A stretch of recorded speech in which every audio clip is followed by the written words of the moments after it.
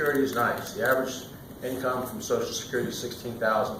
That's something to keep people out of poverty. But it's not about secured retirement. And that's what this program is all about secured retirement for Maryland working men and working women. So with that in mind, what I'm going to do is turn this over to the speaker. We have our two co-chairmen here. We've got the Secretary of Labor here. We've got members of the Commission here. And we thank you for being in attendance. Speaker Mike Busch. Thank you. It's good to be here, considering I am over 60. To deal with this program, and I understand a lot of the realities of what takes place out there with a lot of my contemporaries that I grew up with. I first of all want to thank all the legislators who are here for doing the hard work.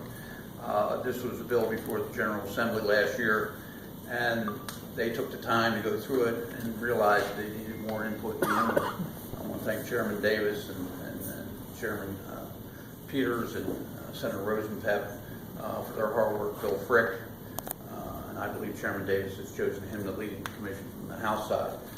But this is about 1 million Marylanders that are going to hit 60, have no real retirement other than Social Security.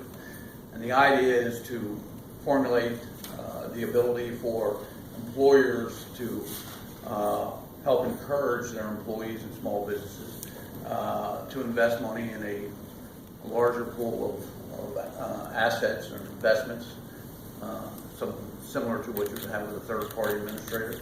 And the details to be worked out with this group during the interim. It reflects a broad cross-section of the business community, the AARP, labor unions, but it's really about helping working men and women and their families be able to sustain a lifestyle and be able to retire when they reach the age of 60 or 70 years old. So I want to thank everyone. We're here with Secretary Perez, who's been advocating this for the President of the United States, President Obama. And he's going to make a few comments and introduce the legislative leaders that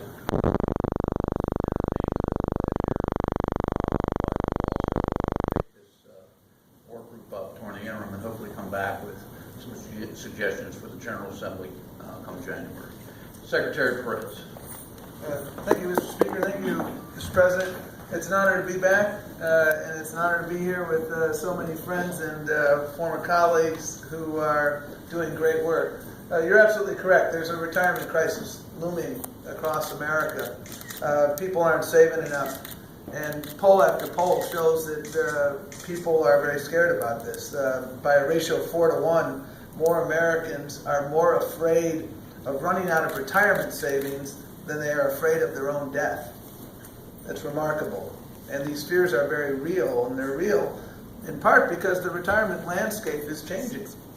We still have the pillar of Social Security, but as the President correctly points out, that pillar alone is not enough.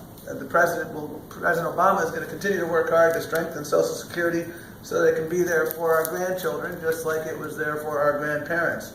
The second leg is personal savings. But for so many people, the Great Recession meant that their savings had to go into a